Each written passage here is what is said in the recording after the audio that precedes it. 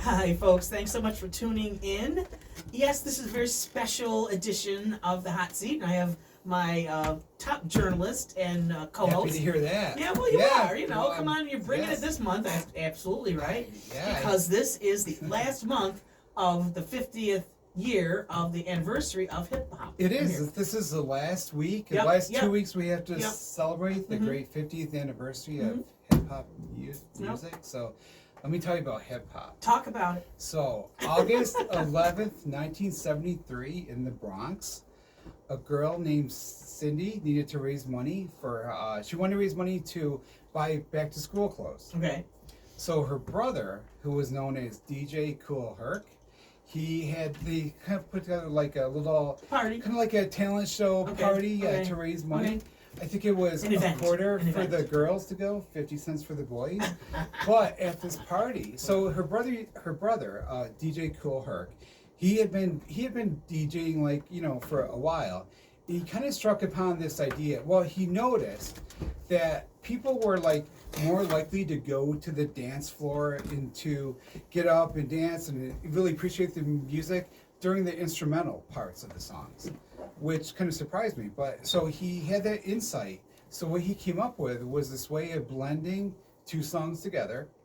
Back then, it was before digital stuff, so it was two turntables, and he would use the turntables.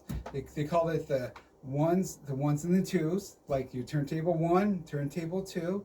And so he is credited with coming up with the idea of blending two songs together, which is how hip hop was born. So at first, it was kind of like sort of what we're used to sometimes with radio, where like one song will kind of fade out, the other will kind of fade in.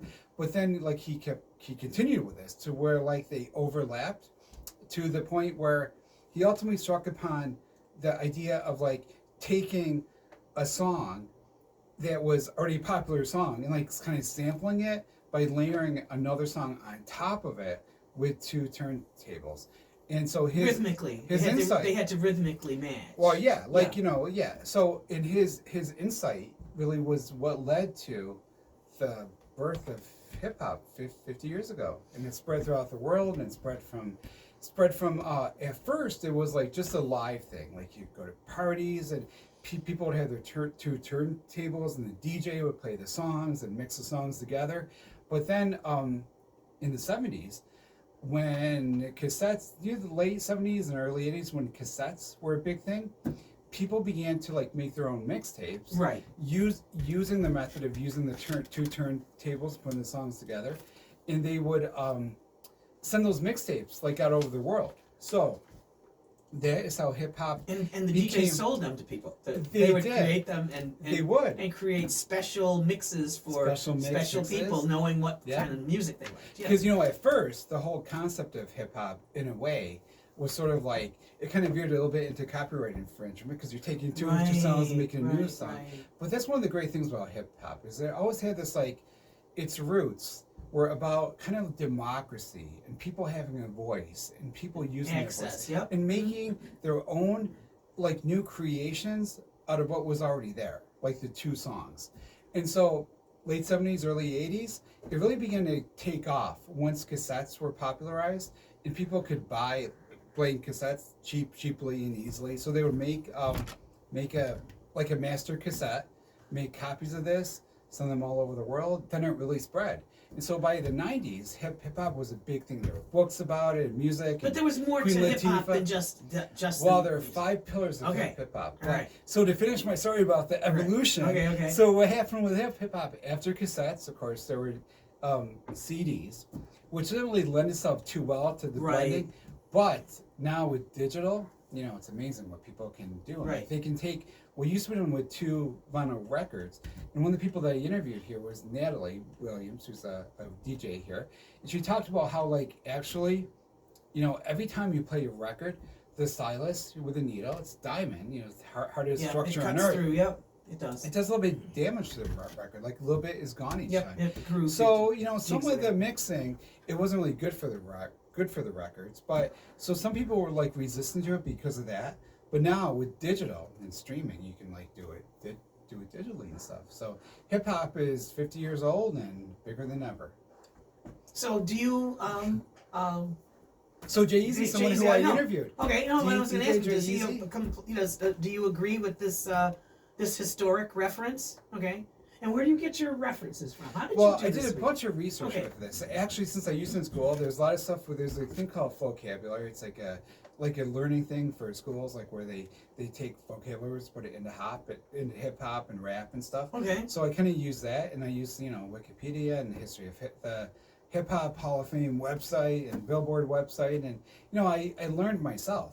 And one of the things I learned too is like it's not just the music, right? But there's 5 pillars of hip hop, or 5 different elements, or like five different like areas of artistic endeavor and understanding. Mm-hmm. And so the first one, and it took me a little while to understand the difference between an MC and a DJ. Right. So my understanding is that, and Jay-Z I'm sure will jump in and help me out if I get this wrong here. So so the first thing, when I wanted to write the story about hip hop and I wanted to talk to people and do a story for the UticaPhoenix.net, I looked it up on Wikipedia, which is where I always start. Okay. And it described hip hop as rap, dance, or disco rap, which is like, I kind of like appealed to me. So I was thinking like, that's what I did like in the 70s. I mean, I love this disco and Donna Summer and all that stuff.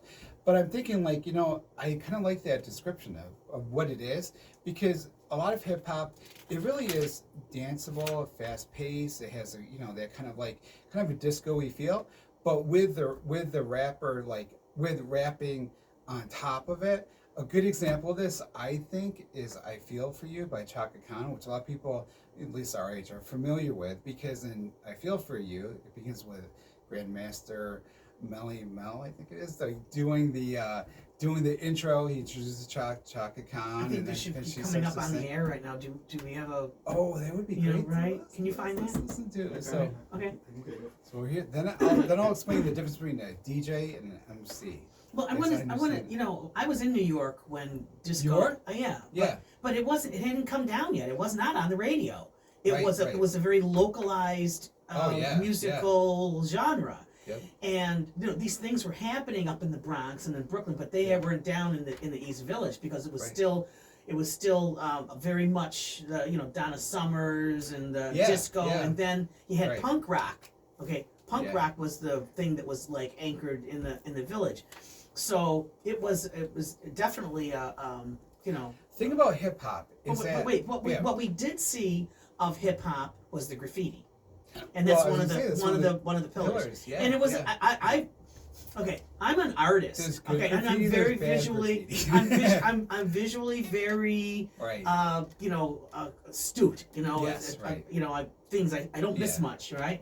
And to see the smearing that went on, because there'd be these layers. I mean, one tag would be like, attractive, but there was like a piled on top. It was like, oh man, who's messing up? And it was all over the place, because it became an expression of that freedom, and we're going to do this every place.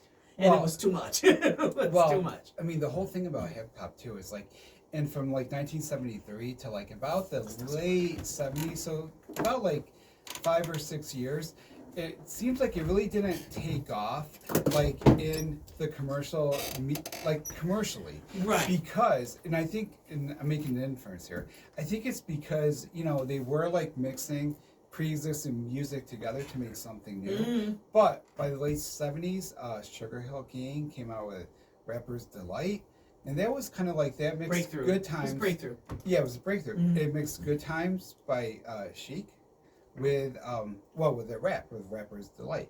So that was the first one to like become a commercially successful record. Once it did, I mean, it seems as if like the record labels were open to like making artists, to like experimenting with pre-existing work, to blend it together, to add like rap on top of disco songs, especially because this disco at that point was sort of like stigmatized and was starting to like 1979. It was starting to like fade. Yes. But the more that people tried to like push it down out of existence, right? It just kind of came back like through the people themselves. Because people would make their own. And so a DJ, the difference between a DJ and an MC These are 2 of the 5 pillars of hip hop.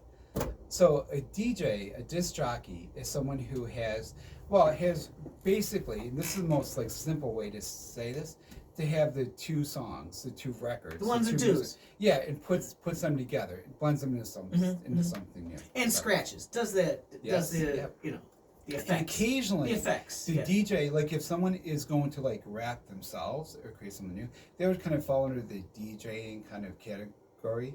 But an MC, which is the second of the 5 pillars of hip hop, an MC stands for Masters of Ceremony, which we think of like MC as like a talk show host or game show host, or so that kind of is what an MC is. Yeah. So the MC is the person who is like introduces the acts, tells the audience what's going to happen next, gets the audience pumped up, tries to get them to this contribute money to the sisters back to school clothes on.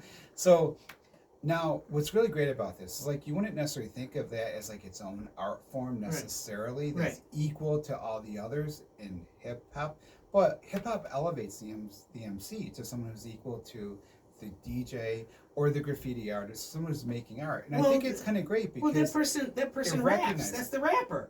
Oh yeah, the MC is the rapper, and that person recognizes too, like that this is something for the audience, and the MC really has to have a good feel for the for the audience and how to get them, on the dance floor, or get them pumped up, or get them motivated. And I think so. It is a really it can be very politically, culturally specific too.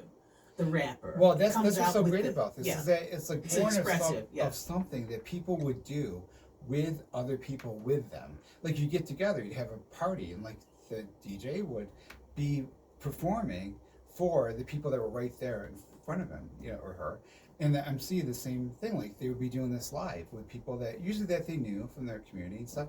And then as it grew, of course, it's been like where you have people who are like hip hop, nationally known DJs and artists, who aren't necessarily like interacting with people on like in the community room at their building or whatever. But it still has those roots and like really being connected and part of the community and being like being a part of the people that they were making art for. They were making art for themselves and for their community. Well, what we have to do is make room. We gotta make some commercials to pay for some art here on this station. So we can keep our thing going. Oh, here we go. Attention food lovers in Utica, New York. Get ready for a burst of flavor and an explosion of deliciousness. Introducing Mr. Buzz Bakery.